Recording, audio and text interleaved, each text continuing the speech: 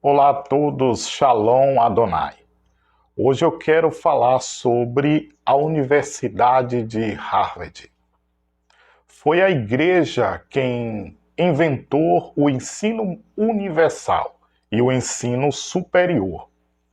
Os cristãos começaram os laboratórios de ciências, plantaram jardins botânicos, desenterraram sítios arqueológicos e os fósseis para resolver questões científicas, estudando a natureza. As grandes universidades de Bolonha, Paris, Oxford e Cambridge foram fundadas pela igreja na América.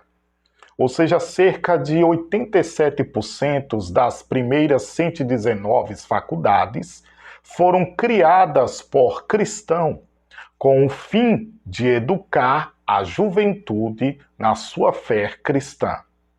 No livro A Escola e a Universidade Americana, de Frederick Rudolph, ele afirma que os puritanos estabelecidos em Plymouth Rock fincaram os alicerces de um sistema educacional, destinando a formar clérigos, cultos e leigos instruídos. A Universidade de Harvard foi fundada em 1636 como uma escola cristã dedicada a sustentar verdades bíblicas. A Carta Constitutiva de Harvard declara todos precisam considerar como o fim maior da sua vida e dos seus estudos conhecer Jesus Cristo e a vida eterna.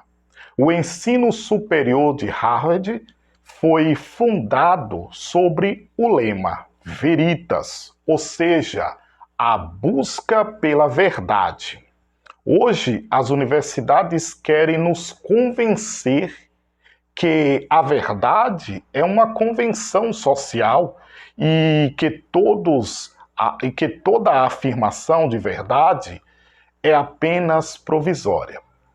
No século XVI, Martim Lutero disse que, a menos que o evangelho fosse pregado fervorosamente nas nossas universidades, ela se tornaria grandes portões do inferno na sociedade.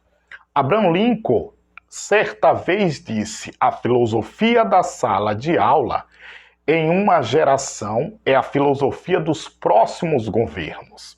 Um dos maiores presidentes americanos, Andrew Jackson, em seus instantes finais, no leito de morte, apontou para uma Bíblia sobre uma mesa ao lado de sua cama e declarou aos seus companheiros, ao seu companheiro, aquele livro, O Senhor é a rocha sobre a qual nossa república descansa. Na Inglaterra, quando a rainha Vitória recebeu um embaixador africano, ele lhes fez uma pergunta: qual é o segredo do poder e do sucesso que seu país apresenta no mundo? A rainha, pegando a Bíblia que estava sobre a sua mesa, respondeu: diga ao príncipe de seu país que este livro é o segredo da grandeza da Inglaterra. No Ocidente, o conhecimento é um meio para controle da realidade. A fé cristã não despreza o cálculo e a investigação técnica, mas os ilumina. No cristianismo, o conhecimento está a serviço da sabedoria. A educação é o nosso passaporte para o futuro, pois o amanhã pertence às pessoas que se preparam hoje. Antes de existir escolas, Deus instituiu a educação, instruindo a todos. Isso é, uma indicação de que a igreja precisa envolver-se socialmente para a transformação mental das pessoas. Conhecimento confere liberdade.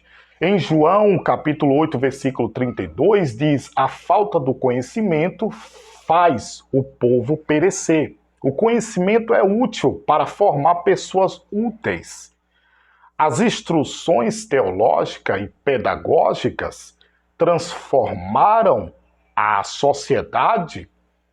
Os protestantes que chegaram ao Brasil no século XIX usaram a educação e a alfabetização como meio de evangelização. O livro didático era a Bíblia. Tais reformadores tinham um ideal. Ao lado de cada igreja, uma escola. Assim havia o evangelismo e a educação. A igreja precisa conhecer sua história a partir dos escritos dos reformadores, patrísticas e da chegada dos reformadores ao Brasil. A igreja precisa usar sua história como meio de educação. A igreja precisa consertar o homem para consertar o mundo ativamente. A pregação na igreja deve ser de tal forma que liberte o pastor do púlpito e as ovelhas dos bancos, ou seja, pregador vivendo o que prega e membros vivendo o que ouviram. Empresários, investidores cristãos precisam pensar em abrir escolas como missão. Grandes igrejas em grandes cidades deveriam gerar grandes níveis de educação e grandes educadores. A igreja que investe na educação tem um retorno formidável. Um povo educado e educador. Eu finalizo dizendo que o evangelho e a educação não são antagônicos. A salvação educa e a educação salva. Deus liberta para instruir e instrui para salvar.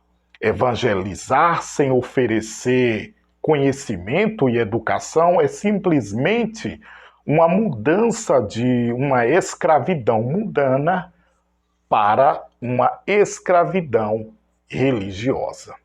Deus te abençoe.